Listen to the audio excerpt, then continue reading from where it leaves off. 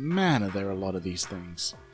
Being a franchise that spanned 20 years and about to conclude when the new Mutants releases, whenever that'll be, with X-Men there's been the highest of highs, the lowest of lows, and about everything in between. Let's take a look at them all, starting with the lowest and ending in the highest.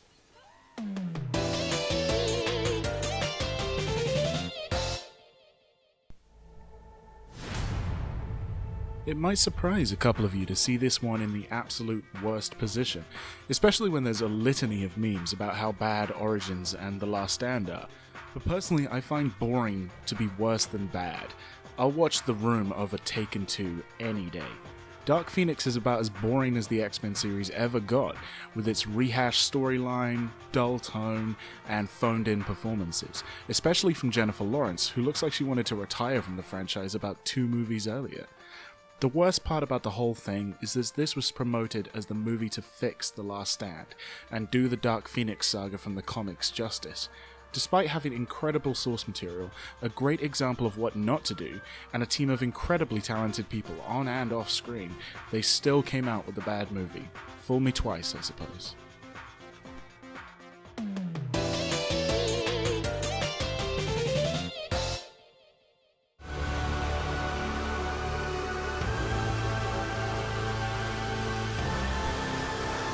I wish that I had more to say about this movie, because really a lot happens. It mixes together ancient Egyptian overlords, a suitably huge scale for a movie called Apocalypse, and practically every major mutant except the ones who haven't been born yet in universe. There is a neat bright spot where Apocalypse denukes the entire world with a ponderous speech and an overused Beethoven symphony, but that's honestly it.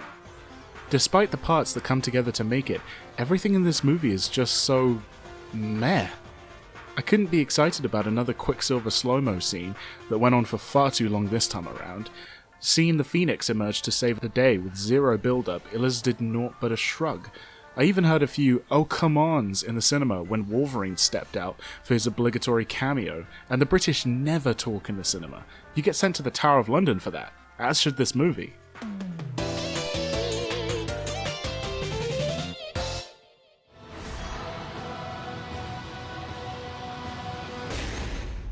Here we are, at the classic bad X-Men movie. All of the usual problems are in this one, including the glut of characters and a basic script, but the one thing that stands out so much in this one is the terrible effects. Wolverine's claws in particular look worse than they did in even the earlier movies. The only thing everyone universally agrees on as being superior than its predecessors is the opening credits, which see the immortal Wolverine and Sabretooth clawing their way through every major US war from the Civil War onwards. There's so much this one did wrong, and yet so much good came of it. Screwing up Deadpool so badly that it became Ryan Reynolds' sole purpose in life to redeem it resulted in the Deadpool movies. Turning the badass Wolverine into a whipped Canadian lumberjack called Jimmy established a solo narrative that paved the way for Logan. Essentially, this movie is a whole lot of crap that fertilized the soil from which beautiful things grew.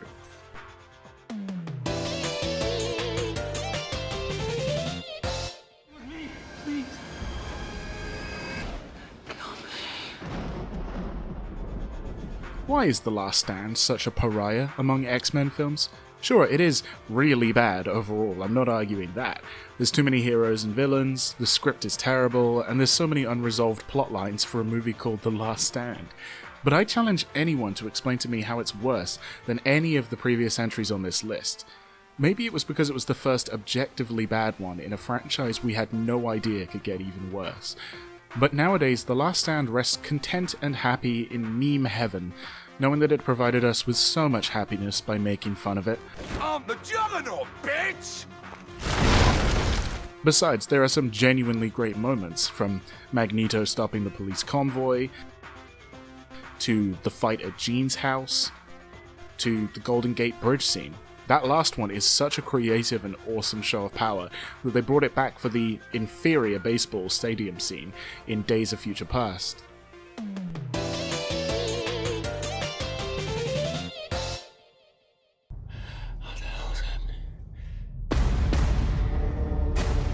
It's from here onwards that the X-Men films start to get more good than bad. The Wolverine stands at around the 50-50 mark, and it's not too surprising that producers still saw potential in solo films. Hugh Jackman is such a charismatic guy, and Wolverine is such an eternal badass, that it's difficult for him not to be compelling in even the most boring scenarios. This time around, there's a new Japanese setting to keep things fresh, some genuinely good acting, slightly fewer characters than usual streamlining the plot, although still too many, and a bit of creativity in the fight scenes, where Wolverine has to actually fight people instead of cutting through them without a second glance. However, it wasn't enough to save this one overall.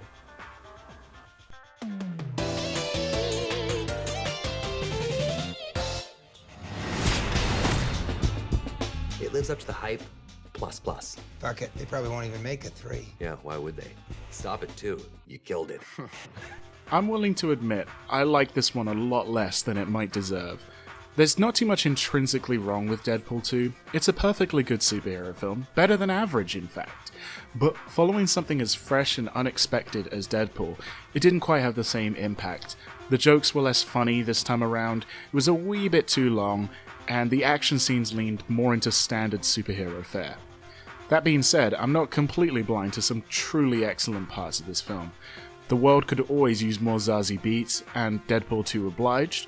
Josh Brolin's Cable was pretty great, and the skydiving scene should rank among the funniest sequences in film history. Maybe this one should be higher on the list, it's only the quality of the rest that keeps it down this low.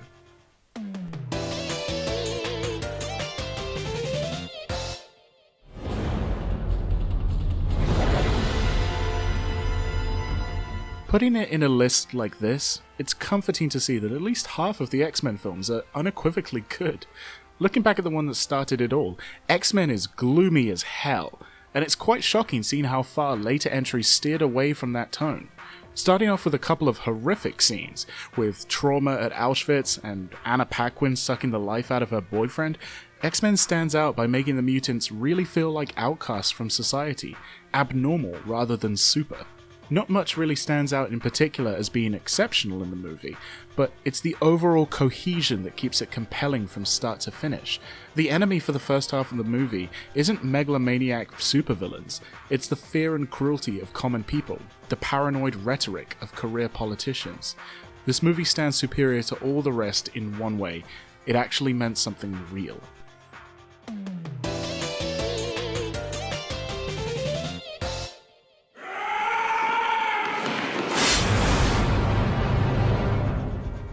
For a long time, X2 would stand out as one of the best sequels ever made, one of the few that actually outdid its predecessor.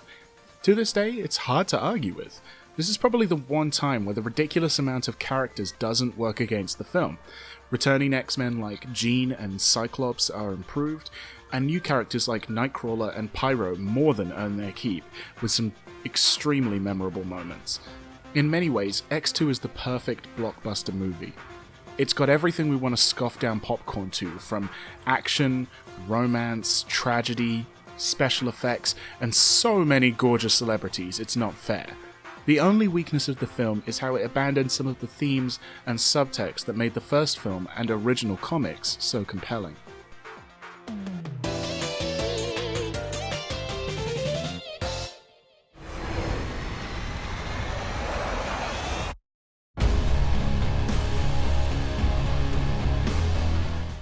First Class and X2 are both fantastic blockbusters, but First Class stands above for two main reasons.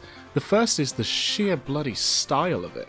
There's a kind of 60s campiness that provides a bit of comic book joy, and while the X-Men was great for its dark 2000s grunginess, First Class did an excellent job of capturing the popping colours and optimistic tone of the early comics. The second is focus. Naturally, there's still a whole bunch of side characters, but First Class makes sure to keep the perspective always on the tragic friendship of Charles and Eric. Some prodigious talent came together to create this iteration of Magneto, from Fassbender's magnetic performance, some ludicrous shows of power, and Henry Jackman's incredible theme song.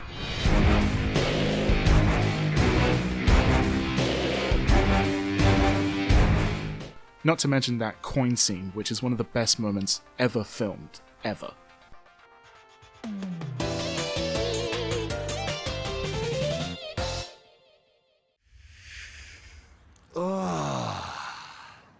I'm touching myself tonight. X gon' give it to ya, he gon' give it to ya. X gon' give it to ya, he gon' give it to ya. Something like Deadpool used to seem like such a fantasy, an R-rated comedy superhero film based on a fourth wall breaking cult anti-hero, and following the disastrous iteration in Origins. And yet, through the combination of some dedicated creators and a heaping buttload of fan support for the test footage released in 2014, the movie got greenlit. It says a lot about the vision of Fox producers that it took 11 years from inception for a Deadpool movie to get off the ground, and in that time they made 3 truly terrible Fantastic Four movies. While the plot is a little bit rote, the hilarity, action scenes, and ridiculous chemistry between Reynolds and Baccarin make this one of the most entertaining films of all time. This is another example where the forced pressure of passion and a limited budget can produce diamonds.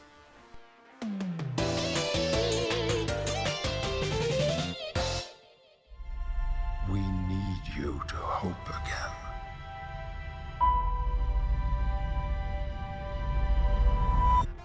To be honest, this one's my personal favourite.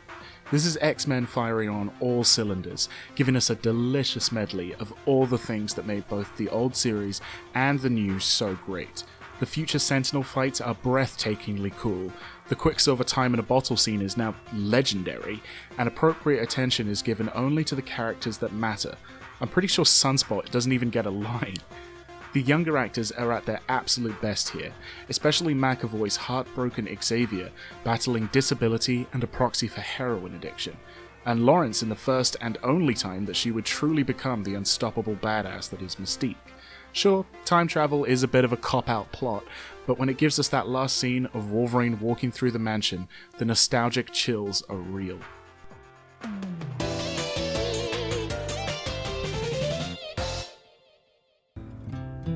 You still have time.